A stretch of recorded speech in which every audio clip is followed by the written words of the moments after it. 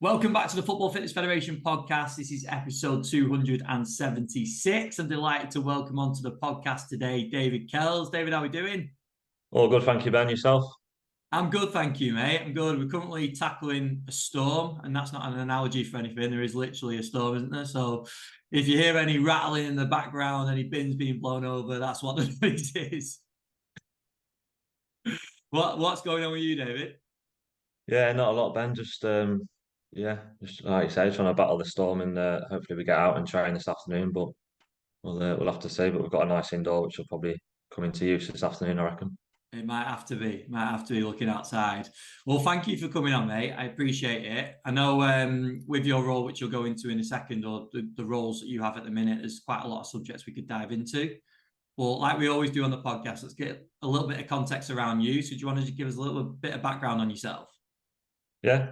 So sort of growing up, sort of football and golf were my main sports, and sort of naturally had an interest towards sort of elite performance. Really, football was kind of my main sort of interest, and didn't cut the mustard as a player. So it was kind of like, how else can I get in and work in the industry? So naturally followed down the sort of sports science route, was looking at university courses, seeing that John Moores did a science of football one, which sounded perfect to me in terms of knowing I wanted to work in football, but was a bit unsure in terms of what discipline. So I enrolled onto that, and that was really good. Like we'll probably touch upon it later in terms of how they sort of structured the courses and everything. But yeah, did that and then stayed at John Moores to do my S&C Masters, which again was really good. And then whilst I was at John Moores doing my undergrad, I interned at Bury for a season, kind of just working within the academy and first team sort of 2 days a week, which again was really good in terms of just your first initial exposure into sort of a high performance environment. And then whilst I was doing my masters, I interned at Everton Women for pretty much the full season, which again was great, more hands-on experience. And then after that, I was lucky enough to get a job at West Brom as an assistant sports scientist. So moved down there in September 2019, and then did an assistant role, working across nines all the way through to 21s for 2 years. Then bumped my way up to lead Nicer 16s for a year, and then did the 18s for a year before moving on to my current role with Liverpool, looking after the 16s and doing the under 19s with Northern Ireland, which I started in the summer. So it's been quite a steady progression really. It's been sort of good in terms of experience in all aspects from sort of nines all the way through up into under 19s. So it's kind of where we're at the moment. We might bounce around a little bit around your career because I think there's quite a lot of places we could go into in detail. But just starting with, you mentioned the degree, John Moores, science and football, but then also tying on to that in terms of the internships and the applied experience you got. So just talk us through some of the benefits or some of the skills that you felt you developed coming out the back of that. Yes, I think how they sort of the lecturers at John Moores definitely been on the science and football program where they'd either been sort of applied and worked in the applied field and then dipped back into lecturing, or they've got one foot in both in terms of they were part-time lecturing, part-time working in like football. So it was class in terms of they were able to sort of tell you their experiences, you were able to sort of learn off them. And I guess from my point of view, like everything was sort of applied to a football setting. So again, you probably know yourself that a textbook can sort of teach you everything, but they were also all very keen in terms of putting the message out in terms of it's about your soft skills and how you communicate with key stakeholders and building that. So that was pretty much on the forefront of my mind, which I think helped me when I went into my internship at Bury, because it wasn't a case of you're at uni, you're reading all these papers, you've kind of got a good academic knowledge or a good base, and or you can't sort of implement that straight away, even though you may think that you can. So that was definitely helped. And then I did the LJMU internship as well, which was run by Carl Evans at the time. I think you've had a few people on the podcast before that have gone through the same sort of grueling interview process. But again, that was top, and they did like a junior internship and a senior internship. So it was good for me at the time because I was working with a cerebral palsy football player.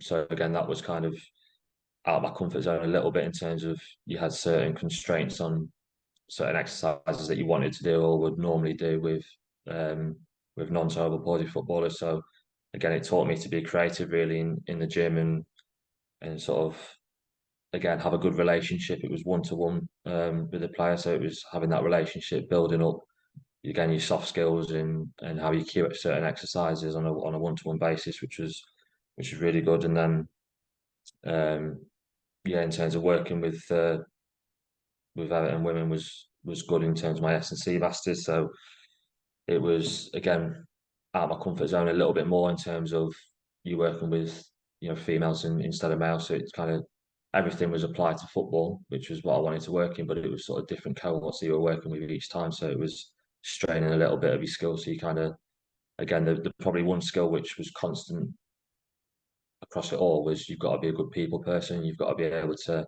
communicate and work with whoever's in front of you, regardless of their background.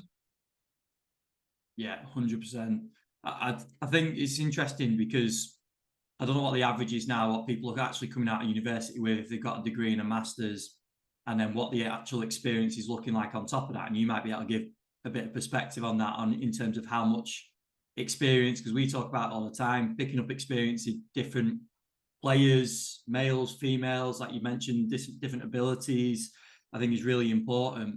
But when you then stepped into the next role, where did you feel the gaps were for yourself? Because obviously you've picked up more experience than probably the most, but getting into it, working day to day in that applied setting, there's always a bit of a realization where I need to improve on this area or these few areas. So what was it for you?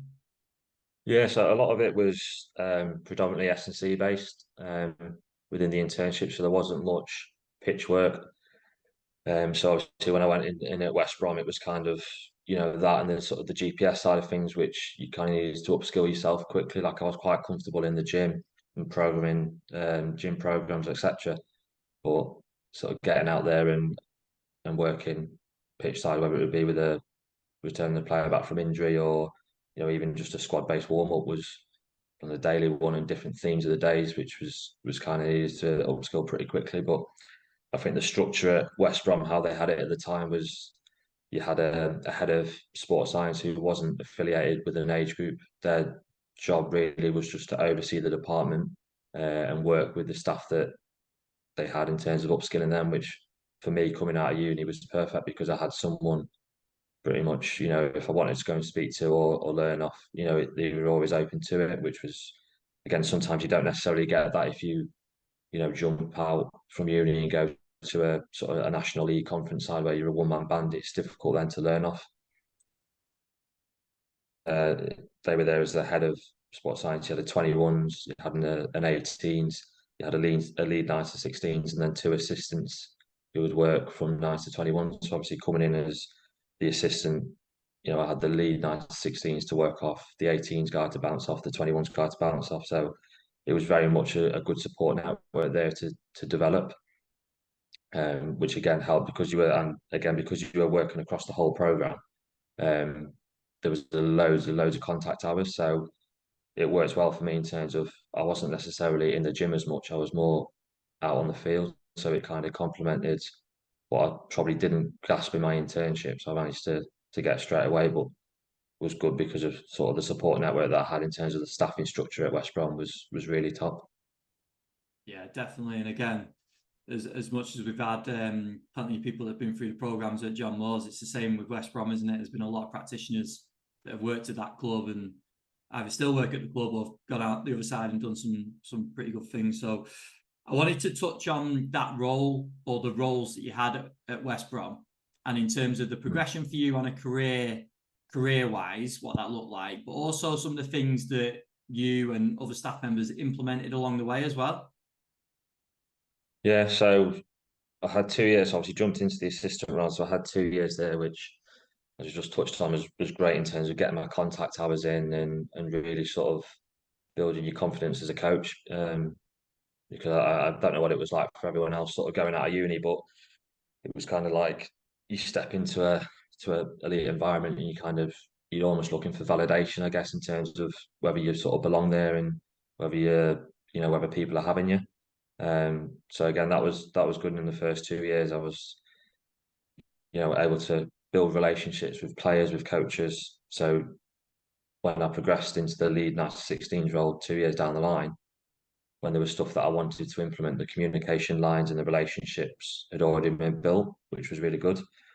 So one of the things that I did in the 16 role was implement a mark monitor managed protocol to help players going through growth and maturation, which was based off the great work David Johnson and Sean Cummins had done out of Bath Uni, which was really top.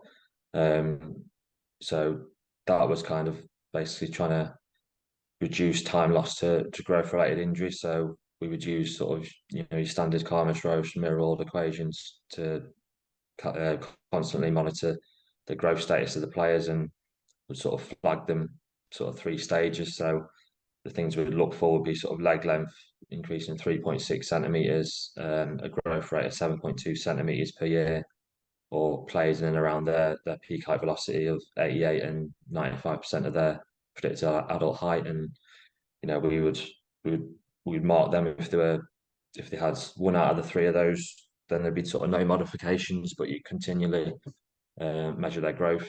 If they had 2 out of 3, you kind of monitor their program a little bit on a sort of a day on day off basis. So you'd reduce the training load a little bit, so they wouldn't do any back to back sessions. You do extra sort of pre-hour work around their injury if it was a severs or an odds goods, and if it was 3 out of 3, sort of ticking all the sort of major red flags, or they were symptomatic, then it'd be straight away sort of being modified. You'd check in on them pretty much daily, weekly, trying to figure out, what is it that sort of aggravates their sort of growth related injury, and then you try and restrict that. But I think probably the most important bit of that sort of protocol for me was how aligned we were as an MDT. So it would be so individual on each player. So if you had an under 14s player and the one thing that's stopping him from going to 15, 16s would be his finishing if it's a striker, then it's kind of however you're modifying his program. The one thing that you can't do really is take out any finishing, because ultimately that's the one thing that's stopping him from getting to the next level. Alternatively, you could have a player that's sort of really good technically, but he struggles, scanning, for example, and he's not very good in sort of tight possession. So be like, right, well, if it's a standard passing technical where it's unopposed, we could probably take him out of that. Like, he doesn't necessarily need to do it. But if they're going to go into a tight possession there, and he's going to be a chance to even be sort of a floater in the middle where he's constantly got to be scanning. But we know if he's a floater, he's a middleman, he's not going to, train as much as or get out as much external volumes as if he would do if he was in the middle. So again, it was being very clever in terms of how we modified the program to suit the player's needs. And it was literally looking at it, casting, zooming right out on the player and be like, with each discipline, what's stopping this player from getting to the next level? And, from that, making sure that that's whatever it is that he needs to get to is prioritized and is staying in his program, no matter how that program looks. And then, so I did that for a year, and then sort of implemented that. And then just as I sort of implemented it, moved up to the 18s. And then with that, it was again, I sort of followed the players up the pathway, which was nice to me from a personal point of view in terms of continuing to work with them. You had those relationships in there. And then one thing that I implemented there was to regularly profile the players from a physical point of view. So we would do a 1K time trial for an endurance marker. We'd do a bilateral CMJ for power, a sum of weight skin fold for anthropometrics, and we get the max velocity from the GPS, which we were red hot on sprinting the players on a Thursday match day -2, because the research out there is pretty much overwhelming in terms of the reduced risk of hamstring injuries from 90% exposure of your speed in a week, and also to get the players quicker. And it was the great thing about those tests is that they're easily repeatable, and especially in season, like they don't take too much time, and the players were able to sort of visually see as well, like a little radar profile, and it was quite clear for them to visually just look at like what's their area for development. It was like them seeing their own little FIFA card, which players at that age would just buy into it straight away. And then when we came to do our sort of 6 to 8 week, multidisciplinary team sort of player reviews, which obviously the EPPP have in place. It was kind of from a sports science point of view, it was bang, there's your profile, like, this is what you need to improve on. And then as a sports science point of view, we were able to then have more deeper conversations in-house in terms of, if their power's down, then why is that? And do we need to do a bit more analysis? Is it just bilaterally that they're poor? Are they actually good unilaterally? And are there any imbalances that are coming up from a physio screening point of view that we maybe need to work on? And there's a lot of information there which the player probably doesn't need to necessarily see straight away, because if you give them too much information, and it can become a little bit ambiguous in terms of what they need to work on. So by dialing down that sort of radar profile, it was really clear for them, and it kind of just got them on board with what they needed to work on. And then from that, and the players were really good at this. Like, they really took it on board. Was we had a 8 to 8:30 physical ILP session in the morning, which was a complete sort of like a drop-in clinic. So it was like we had programs in place for them to come into the gym. They were on the telly. They were going through them, and it was kind of just no one's pressuring you to get here, but it's on for you. If you want to sort of invest in yourself, you can get yourselves in. And a lot of them, to be fair, helped out with the transport, because they had a little word with the minibus drivers, and it was, from an admin point of view, it was kind of, getting a little bit 10 minutes earlier, and then, it was there for them. So they were already in the building. So it was a case of, instead of chilling in the dressing room on your phone for half an hour before you come in for your actual gym session, like, you've got an opportunity to work on it. So yeah, that was really good. And sort of the process at West Brom was sort of measure, educate, enhance, which was what we really tried from a sports science point of view to develop. So we do all our barrier testing, but we try and educate the players in sort of a clearer way for them to then to understand it, to get on board, and then for them to enhance physically.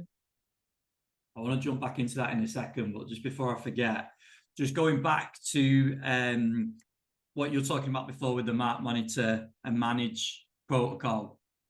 And you talked about the MDT, the alignment of the MDT within that process. And you broke it down brilliantly there in terms of some real life scenarios of what players might be facing.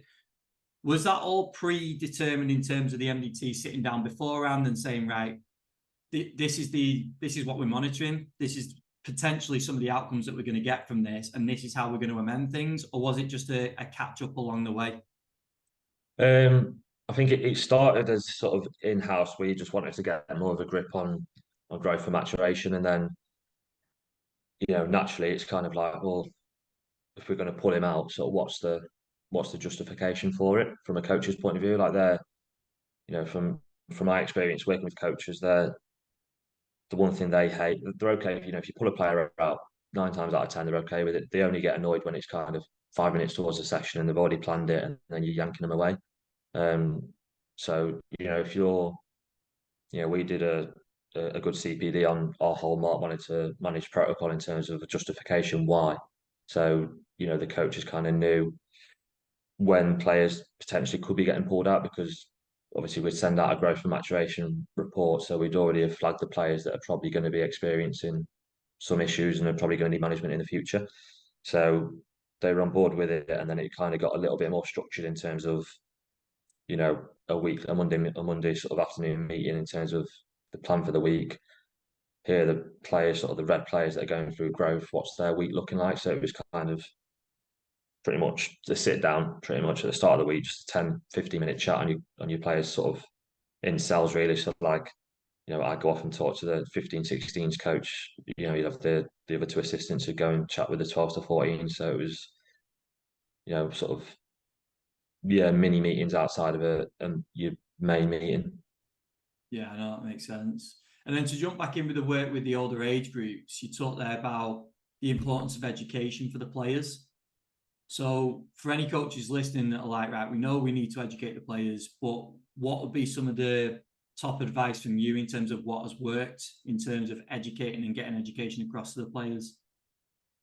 I think making it clear. So not trying to like show off in terms of, your sort of technical terms, because ultimately they don't care about that. All they want to see is something sort of visual, something that's in a where they can understand. So like, the radar profile or a FIFA card. Like most of the lads play FIFA, they see stats, they see numbers, they know that the small numbers, what they need to work on, and then it's that. But then it's also, you get a player on board. So for the ILP sessions, for example, so we had a couple of players jump in, and then we got early success off them pretty quick in terms of their jump height had increased. But like a lot of this was, so we do a CMJ jump for wellbeing, or we did at the time as well. So it was, a wellbeing.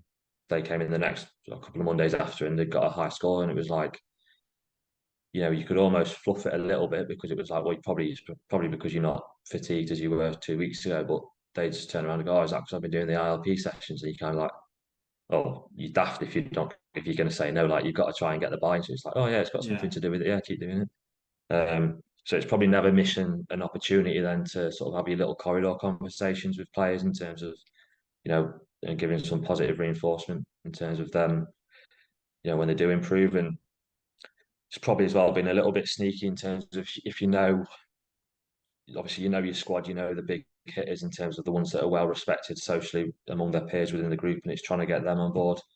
If you get them on board, then a lot of them will follow. Or if you get the ones which athletically are pretty good on board with it, then the ones will see, oh, he's really good athletically, and they kind of think, well, why is that? And if he's going to those extra sessions or if he's buying into the program, then it is a bit of like a domino effect. You probably get more people involved. So yeah, I guess to summarise it, it's probably just keep the information clear to the players. You can have as much in-depth discussion as a sports science and medical team as you like to make sure that your plan's red hot and is going to do the business. But keep your feedback clear to the player, and yeah, don't miss an opportunity in terms of giving those little corridor conversations, the little feedback, the sort of positive reinforcement. Yeah, brilliant. I always refer back to the episode with Damien Hughes around that. The term he uses, cultural architect, because I think that sums it up really nicely. That within the group, we'll all know people that we're referring to, the ones that have got that influence. And I think if you can influence them, you're probably onto you got a decent chance of getting it out to the rest of the squad, haven't you? And that's the same in any squad. So yeah, definitely. No, that makes perfect sense. Moving into your role now, then, and the role I'm talking about, obviously with Liverpool initially, and then we'll go into the national team role as well. But and again, we're talking a couple of days. Well, yesterday was the first team game, wasn't it? Where you saw some academy players playing, or academy graduates playing in that game. So your role now, getting these players ready for scholarships, getting them ready for the first team. What's the approach been? What's the experience been so far?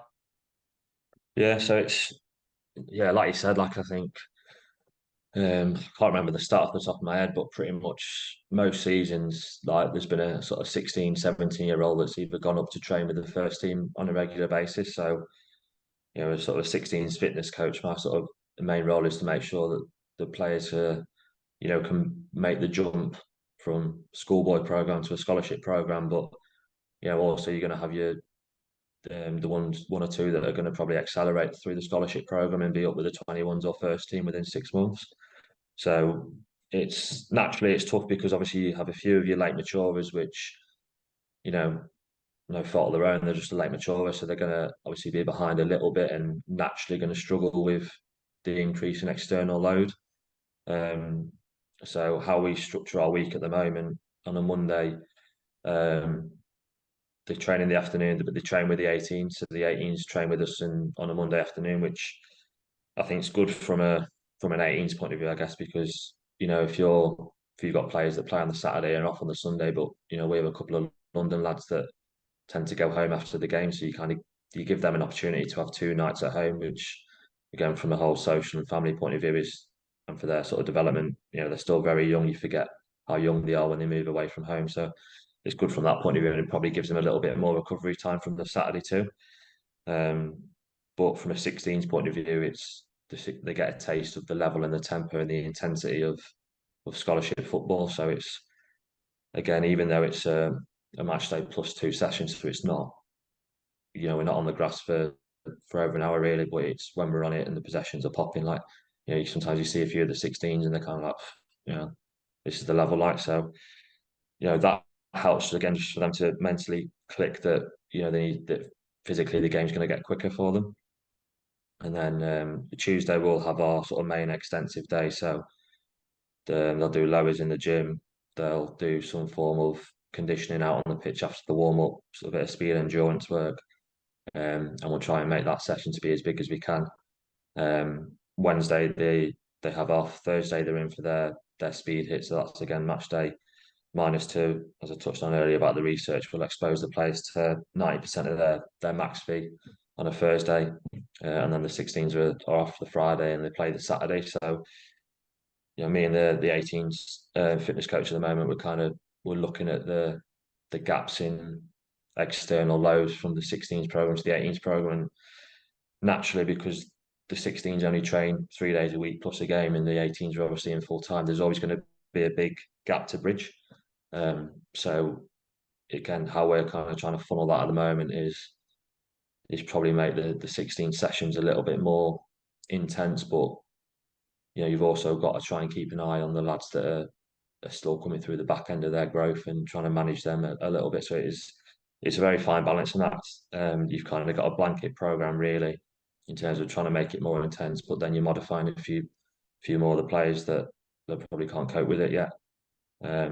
So it's again, you look at like even like at 16s, it's only 80-minute games. Like they only play, they don't play 90 minutes. So again, that last 10 minutes of games, and we know how many injuries happen within the last sort of 10 minutes of game. So again, that's another a bridge that has got to go at the moment in terms of the increase. Like what we see as well is a load of accels and decels sort of jump up between 16s and 18s, and we're really trying to hone in on sort of core strength at the moment to try and sort of reduce the risk of lots of pubic stress injuries in particular that can happen in sort of lower back stress injuries. So it's definitely not cracked it, and if anyone out there thinks they have cracked it, then it'd be nice for them to drop us a message. Like, but it's it's just an ongoing sort of process, and naturally you think of just the program, even just socially what they've got outside of it's the first time job basically. So they're in like,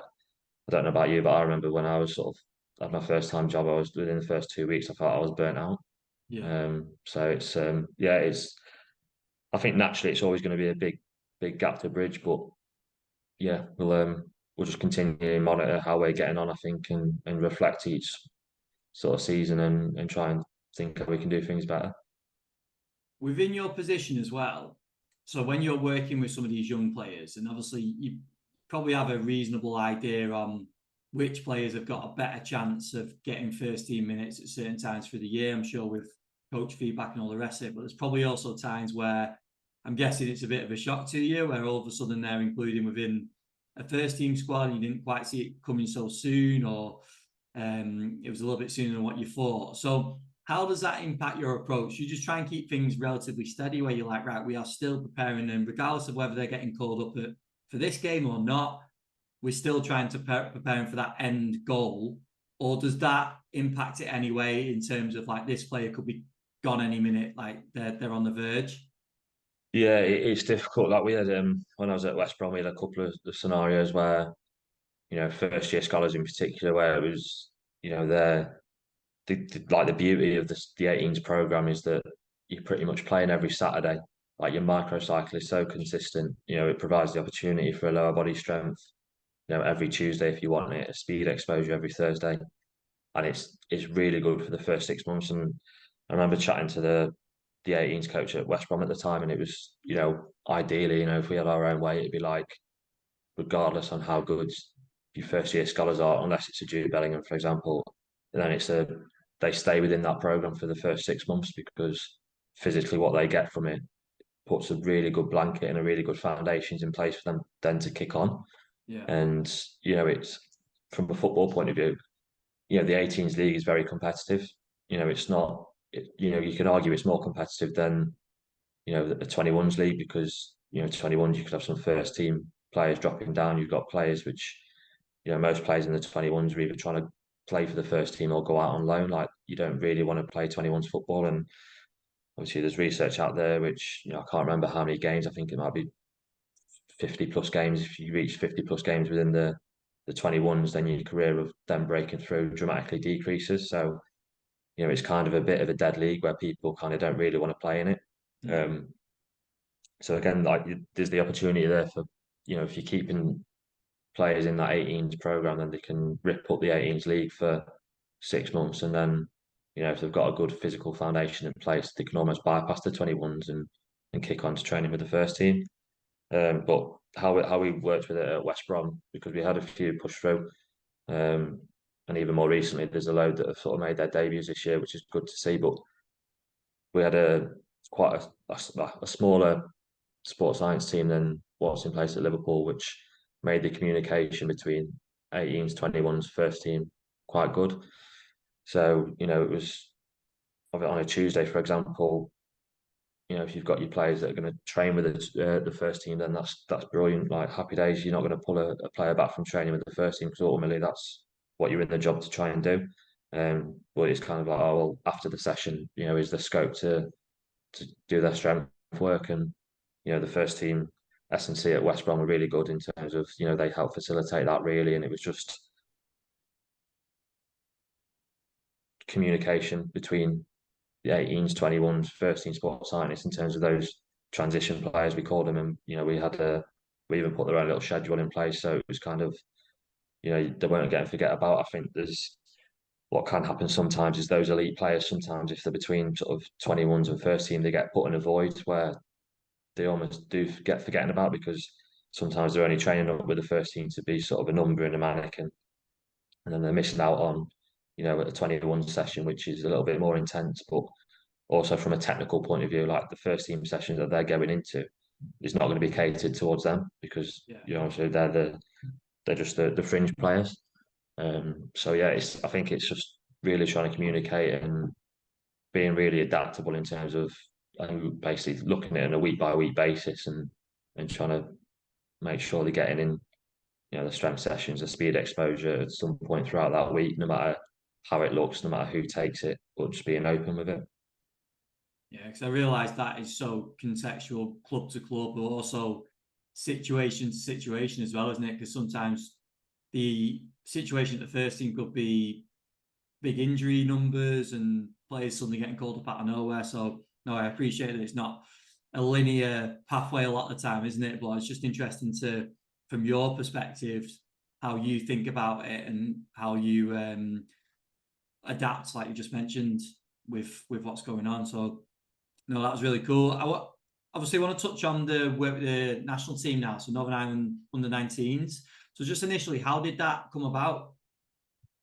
So it came about in the summer. So Gareth McCauley's the head coach, and I think they had someone bumped up the chain somewhere in terms of an S&C point of view. So there's a spot with the under-19. So I think he reached out to Matt Green, who he used to be his S&C at West Brom, who's now with the Premier League, who then sort of knocked on Tom Page, who was my line manager at the time, and sort of they both got sort of recommended, put me forward, and then.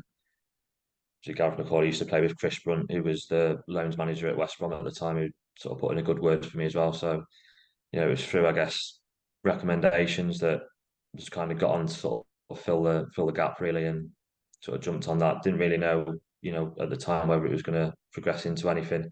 So obviously went there, sort of, you know, did my best really. It was a completely new experience for me. Like I think looking back on it, it's so different. So obviously, I'm used to sort of a long-term athletic development model in terms of you've got players from under nines all the way through. Um, like I'd been at West Brom for was it 4 or 5 years, so I hadn't even worked with any new players before. So again, it was just and you've only got sort of a week, so it's kind of like trying to learn everyone's name, all little stuff like that, and then you forget that you're there on a camp, so you're there to pretty much prep for the game, win the game, go home. So you're only seeing the lads for, like I say, a week. Point of view, your long term stuff sort of goes out the window. Like Yeah, you're not there to facilitate that. It's a case of, how can we prep the lads best for it in terms of, each of the individual players are coming from different clubs where they've got different individual prep. So it's kind of facilitating that. And then obviously, as soon as the game's done, how are they recovering to either go back to their clubs, or if you've got another game, how are you recovering to then go again? How are you topping up the boys that didn't play as much? So very, very much sort of intense, short, like quite short-term focused. So yeah, the first camp was in Italy, and then obviously got on well. That went well, and then sort of been asked to come back now and sort of the hosting the Euros in the summer, which is there's a bit of buzz around the camp. Everyone's sort of looking forward to that in July. So that'll be something we're definitely looking forward to. But I think just to touch upon really like where there's probably a little bit of a gap missing.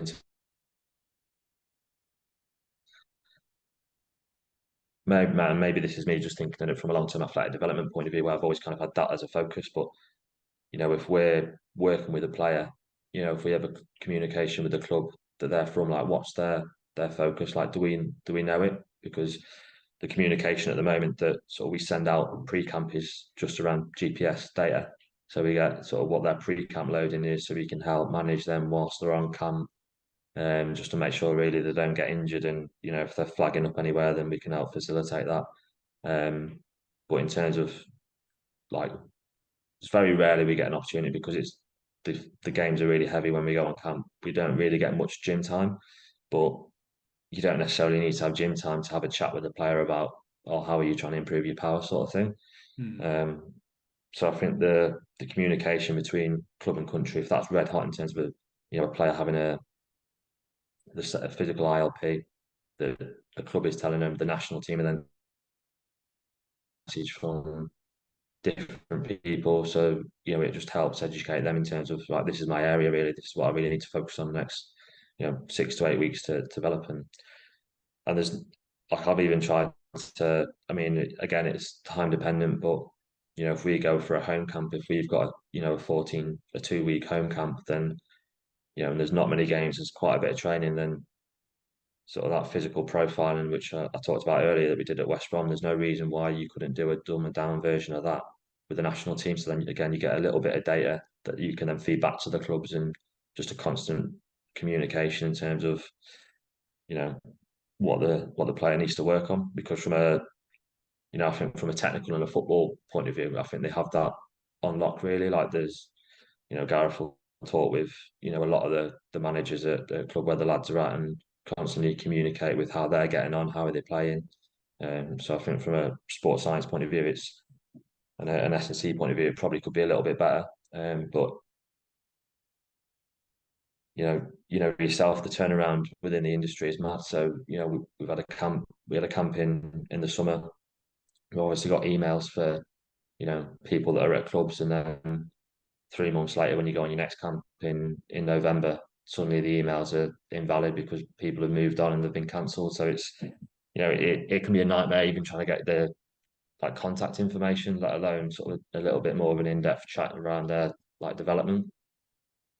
I was going to ask about that to just break it down a little bit more. So, especially with you in your role as well at Liverpool.